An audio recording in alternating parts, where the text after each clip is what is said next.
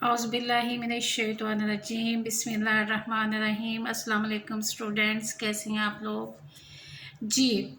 जमात नाहुम, आज आप लोगों का सबक नंबर 2 सबक है मिर्ज़ा गालिब के अदात व ख़साइल और उसके मुसन्निफ़ हैं मौलाना अल्ताफ़ हुसैन हाली जी। इसमें से मैं आप लोगों को बताऊंगी कि आप लोगों ने कौन कौन सी चीज़ें एमसीक्यूज़ के लिए याद करनी है।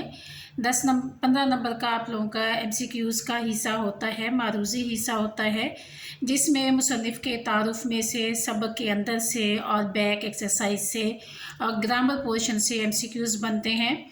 तो मैं आप लोगों को बताती चलूँ कि ये एमसीक्यूज़ जो हैं ये आपकी ग्रामर पोर्शन में से जो आने होते हैं वो वाहिद, जमा, मुज़क्कर, मुअन्नस, अल्फाज, मुतरादिफ, मुतज़ाद इन पर मुश्तमिल होते हैं। इसके अलावा जो आपकी बैक एक्सरसाइज में शामिल होते हैं वो भी आप लोगों के मारूज़ी में आ सकते हैं जी। सबसे पहला आपका एमसीक्यूज़ बनेगा मौलाना अल्ताफ़ हुसैन हाली। इसमें उनकी तारीख़ पैदाइश है और तारीख़ वफ़ात है कि मौलाना अल्ताफ़ हुसैन हाली कब पैदा हुए। तो उनकी है 1837 और उनकी वफ़ात 1914। ठीक है, 2 एमसीक्यूज़ आप लोगों के ये बन गए।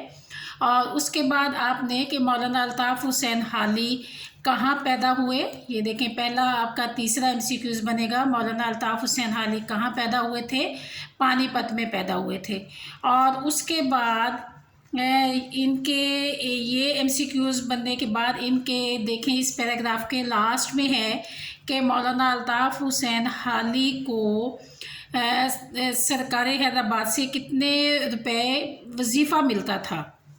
तो उनको जो वजीफ़ा मिलता था वो 100 रुपये माहवार है या माहाना है, इसको आप लोग करेंगे। और उसके बाद अगला है कि मौलाना अल्ताफ़ हुसैन हाली ने किस तर्ज़ की नज़में लिखी। तो उन्होंने इस्लाही नज़में लिखी थी, यानी कि उन्होंने लोगों की इस्लाह के लिए काम किया था। इखलाकी इस्लाह भी हो सकती है, दीनी इस्लाह भी हो सकती है, ये दोनों उसमें शामिल थे। और उसके बाद अगला एमसीक्यूज़ जो है वो आप लोग बनाएंगे इस तारुफ़ के जो लास्ट पैराग्राफ है उसमें देखें कि मौलाना अल्ताफ़ हुसैन हाली जो हैं उनकी अहम जो तसनीफ़ हैं, अहम किताबें हैं वो कौन कौन सी हैं। जो उनकी ये जो किताबों के नाम हैं, तसनीफ़ हैं, इनमें से एक एमसीक्यूज़ आ जाता है क्योंकि बहुत अहम किताबें हैं।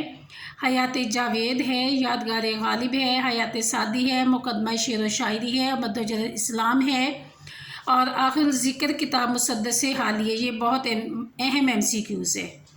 ये जो है मुसद्दस हाली के मौलाना अल्ताफ़ हुसैन हाली की आखिरी किताब का नाम क्या था, मुसद्दस हाली जी। स्टूडेंट्स देखें तारुफ़ में से आपके कितने 7-8 एमसीक्यूज़ आपके तारुफ़ में से बनते हैं।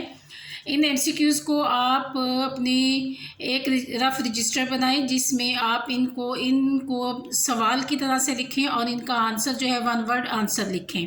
ठीक है, और जब ये आपके पास एक लिखे हुए होंगे तो आप लोगों को याद करना आसान हो जाएगा। और उसके बाद अगला एमसीक्यूज़ जो है वो आप देखें कि सबक मिर्ज़ा गालिब के अदात व ख़साइल का माखज़ क्या, मुसन्निफ़ कौन है, मौलाना अल्ताफ़ हुसैन हाली। और उसके बाद एक एमसीक्यूज़ बनेगा कि सबक मिर्ज़ा गालिब के अदात व ख़साइल का माखज़ क्या है। और स्टूडेंट्स में आप लोगों को बताती चलूँ कि माखज़ जो है वो सबक के आखिर में लिखा हुआ होता है। ये देखें, ये इसका सबक का माखज़ है, यानी कि ये किताब का नाम है जिसमें से ये सबक जो है लिया गया है, अख़ज़ किया गया है, उसको हम कहेंगे माखज़। तो इसका माखज़ जो है यादगार गालिब है। ये मौलाना अल्ताफ़ हुसैन हाली की एक अहम तसनीफ़ है जिसमें से ये सबक जो है ये लिया गया है। ये आप लोगों के एमसीक्यूज़ हो गए। और इसके अलावा आपके चैप्टर में से ये एक एमसीक्यूज़ बन सकता है कि फ़वाक़ा में गालिब को क्या पसंद था। ये देखें कि उन्हें फ़वाक़ा में उन्हें क्या पसंद था। आम हो सकते हैं, सेब लिख सकते हैं, कुछ भी ऑप्शंस में लिख सकते हैं। तो ये आम है उनका पसंदीदा फल जो था, ये आपका एक एमसीक्यूज़ बन सकता है।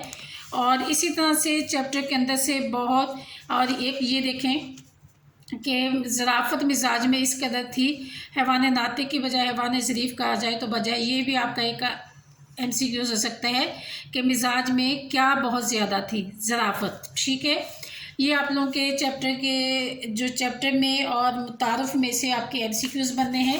اور اس کے بعد بیک ایکسرسائز میں دیکھ لیں کہ آپ لوگوں کے جو کیا کیا MCQs بن سکتے ہیں. یہ خالی جگہ ہے، ان میں سے بھی آپ کے کوئی MCQs آ سکتے ہیں کہ جملے کو مکمل کریں مناسب لفظ سے.